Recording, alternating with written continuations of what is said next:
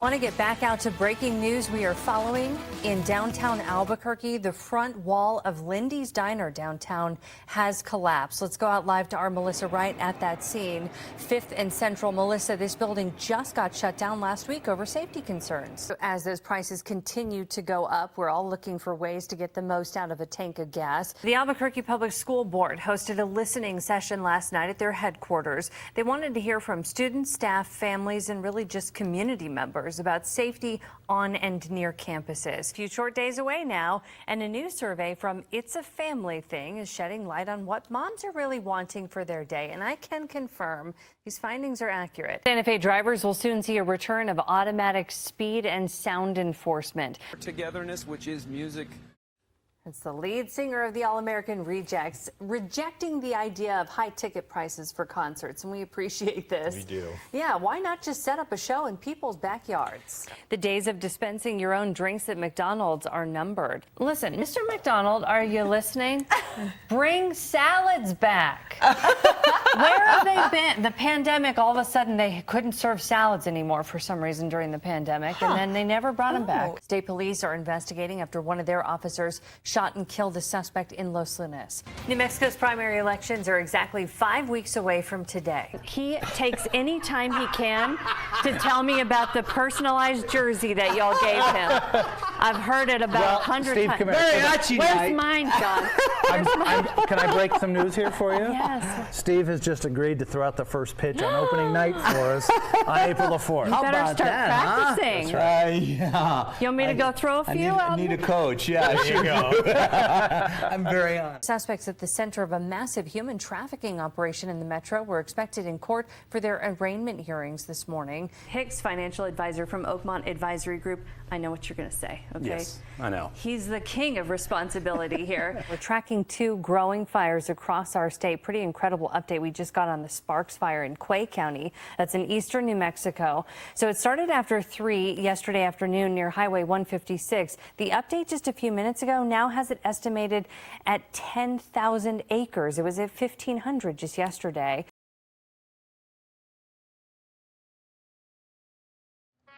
It looks like any normal Albuquerque neighborhood home, but Breaking Bad fans know this was Walter White's house, and even more than a decade after the show ended, it still draws tourists from all over the world. You videoing us or what? The house. Fans take pictures outside all day and night, but most people aren't allowed inside. Hi, Joanne. Hi, Thank you for letting me in. Oh, you're welcome. Come on up. Joanne Quintana and her siblings own the Northeast Albuquerque home now. It's where they grew up. Their parents, Fran and Louis Padilla, bought it back in 1973. Then one random day in 2006, a knock at the door changed their lives. And my mother never, ever answers the door. And she did. And they introduced themselves and handed her a card and said, "We would like to use your house for a pilot." And she's like, "You want to buy a bridge in Brooklyn? What are you talking about?" Fiery Fran confirmed that the project was legit. And it was just a pilot, so they took the leap. 2 weeks later, filming began. We were like anybody. It's a once-in-a-lifetime thing. You got to meet the actors, the actresses. You got to see how they set up the equipment, what it all takes. We got never-before-seen pictures. Despite popular belief, they only used the inside of the home for gear and prep, not for scenes. But the family was there for all of it. The iconic pizza scene.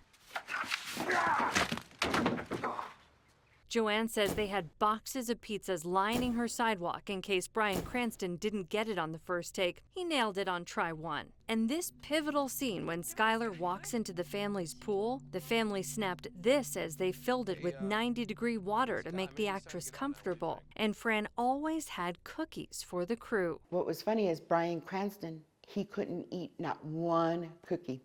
Why? Because he had cancer in the show, so he was losing weight. And so he would pass, but everybody, all the directors, all the writers, everybody would eat the cookies. The last day of shooting, he takes a picture holding my mom's biscotti because he finally got to eat her cookies. I love that. Aaron Paul had to grunt and get angry, you know, and to get into his character of Jesse, that was awesome. And the magic of Hollywood Nobody will ever get to experience what we did. But then the show became an international sensation. And the fans started coming. We would go out there, my mother and I, and we would take pictures with them. When did it start to get to a point where you said, we've got to put the fence up? Around 4:30 in the morning, the doorbell rang. My mom got up and opened the door, and there was a package. Addressed to Walter White at the Padilla family's home. They called the bomb squad. My brothers and said, that's it, we're done. Fence is going up. That's too close for comfort, is the front door. Now cameras alert them when someone's outside. We average 300 cars a day. Come Balloon Fiesta. Hundreds of thousands of people come for balloons. Balloons go up, they go down. Where do they come? Here. As Joanne's parents got older, it got harder for her to protect them inside. Nobody knew that there was 2 people very sick and eventually on hospice and eventually passed away. Now she says it's finally time to sell. This was our family home from 1973, almost 52 years. So we're gonna walk away with just our memories. Zillow estimates the 1,900 square foot home would go for under $350,000, but the family only got paid a fee per shoot, no residuals. So with that multi-million-dollar price tag, the family does expect it won't be a family home anymore, and they don't think it should be. I hope they make it what the fans want. They want a B&B, they want a museum, they want access to it. Go for it. For years, people have shown up with luggage, scammed into thinking they rented the home. Even, show me the pool, I'd love to see it. Okay, we can go this way. A Speedo-wearing man who paid $1,000 for just a dip in the pool. It's got a pool. Oh, pool is nice. Backyard could be a little bigger. Besides the front of the house, this is a huge part of what people want to see. This is what they want. They want the iconic pool. And they can have it for just under $4 million. In Northeast Albuquerque, I'm Danielle Todesco, KOB4. So down here in New Mexico, we got our own way of doing things, and we definitely got our own way of saying things. You want to go check out that new chicken place that just opened up real quick or what? The classic New Mexican phrase, Ombers. Phrases only New Mexicans know, but videos that people all over the country are liking. Johnny James, the unintended influencer, What, are you all mad or what? is just poking fun at his own culture. What's up, bro? And the response is something he never expected. Johnny, Hey, how you doing? good to see you again. Are we hugging? Are we huggers? I am, definitely. I love that. How you Okay, good. I'm good. How are you? Good, good. Are you excited? I am. I'm ready to go. We met Johnny at an iconic Albuquerque location to go for a ride in an iconic New Mexico car, a '64 Impala lowrider. But before we cruise down Central, are you going to censor yourself? I'm censoring myself. Can you handle this? I can. Johnny James fans know there are a lot of his videos we can't put on air, but it's that unfiltered authenticity that has sparked thousands to hit follow. I started making videos from a real point of view, from us down here, for us down here, and it just cracked off. Johnny started making videos on social media during the pandemic, but his life hasn't always been something you'd share on the internet. You didn't always start maybe on the right path, is that fair to say? Totally fair to say. Totally fair to say. I mean, straight up, I'll be all the way honest. I mean, from like 13 to when it was done, I grew up in the streets selling dope. I got kicked out of school in like the 11th grade, and you know, I had my hito when I was 16, and I always credit him for kind of shifting my trajectory. Now at 39, he has 4 boys and a career in music, podcasting, cannabis, and the one he hates to admit, influencing. But he knows that influence can be a good thing. If I could be like, okay, look, we got a similar background. I could have taken all kinds of different routes, but look, here we are now. Because you know they're watching you. For sure.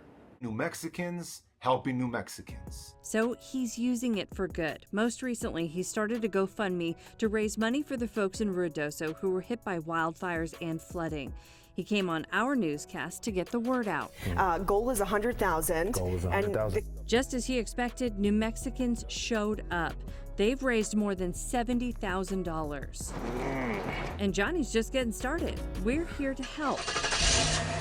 adding another platform to spread the word. That's on top of all the people who already know him so well, they can spot him from a mile away. Hey, brother, hey. What's good? Here's my business card, bro. Hit me up, man. Let's do a charity event or something dope. You know what I mean? I'm an entrepreneur. Hey, brother Albert. Albert. I'm gonna holler at you, brother. I'm on, brother. We got stopped over I represent my dog. and over. With flow, baby. Hey, Johnny, brother. Hey, you know out here ripping and running, brother. I tell everybody I said what's up. Hey, I will, brother. Nice, homie. I'm on, brother. How funny. And over. Hey. All better than or what? So he knows the growing reach he has to give back Yeah. and to put our state on the map. To represent our culture and our heritage on a national level. Show the people that, yeah, New Mexico is in the United States. You're kind of like an ambassador. Yeah, Do you take it that way? I'll take it that way. I will. I'll take it that way. Tourism department. Hey, Call this guy, right? I promise I know how not to cuss on camera. Y'all seen You've it. proven it, Yeah, y'all right? seen it. So far, yeah, Yeah. you cleaned it up.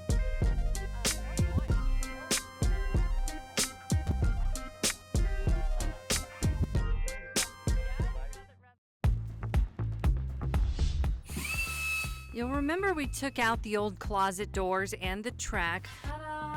So we have to put in a new floor transition piece. The trick here is to hide the seam because the tracks weren't long enough to have just one piece. We're gonna cut this on a 45 so that this taller piece just will sit right over and flush right over this guy.